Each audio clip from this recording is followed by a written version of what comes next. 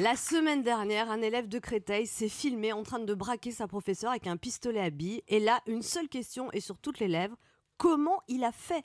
Je croyais que les portables étaient interdits dans l'enceinte du collège. Un pistolet à billes. À mon époque, les billes, on essayait de les mettre dans le trou, pas dans la maîtresse. La prof qui a dû déjà en avoir beaucoup d'autres, n'en avait même pas parlé à sa hiérarchie. Pour être prof en France aujourd'hui, tu dois avoir le mental d'un membre du GIGN sans le gilet pare-balles. C'est la vidéo qui a alerté les autorités. Finalement, ça sert plus à rien la vidéosurveillance pour lutter contre l'insécurité. Les petits cons ont tellement envie d'être connus qu'ils se filment eux-mêmes en train de faire des conneries. Quand l'élève a appris qu'il était mis en examen, il aurait déclaré « Sa race, j'ai même pas révisé ». Dans le texte. Emmanuel Macron a dit qu'il espérait que cet élève prenne la mesure de son geste. Prendre la mesure de son geste, ça va être compliqué vu qu'il sait sûrement aussi les cours de mathématiques. Non mais ça fait déjà un petit moment que les profs des quartiers difficiles ont appris à écrire au tableau sans tourner le dos aux élèves. Vous voyez, C'est hyper dur. des élèves qui font d'ailleurs de moins en moins la différence entre le bien et le mal. Le bien, c'est quel coefficient au bac ? Et puis il y a pire que les élèves, il y a les parents qui sont convaincus que leurs enfants sont des génies précoces hyperactifs sous prétexte qu'ils s'ennuient en classe. Non, parfois c'est juste qu'ils sont chiants. Hein.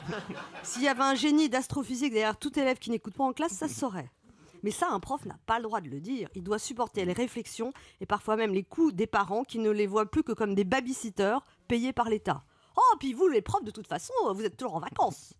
J'ai une amie prof qui m'a dit qu'à chaque fois qu'un parent lui disait ça, elle avait envie de lui répondre « Si vous éleviez mieux vos mômes, j'aurais peut-être pas besoin d'autant de vacances. » Et j'oubliais aussi que quand tu es prof, tu dois aussi supporter les visites incessantes de l'inspection, les programmes qui changent en fonction des agendas politiques et ta hiérarchie qui te soutient très très mollement en cas de problème.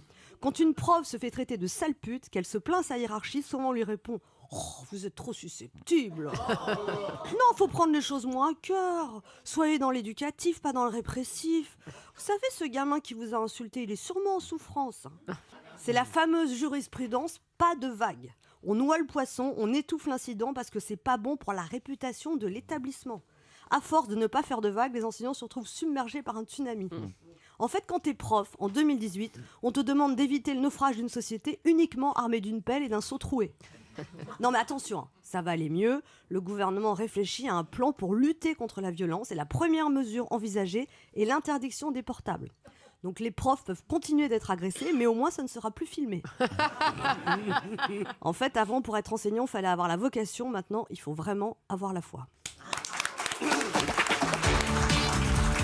Anne Romanoff sur Europe 1.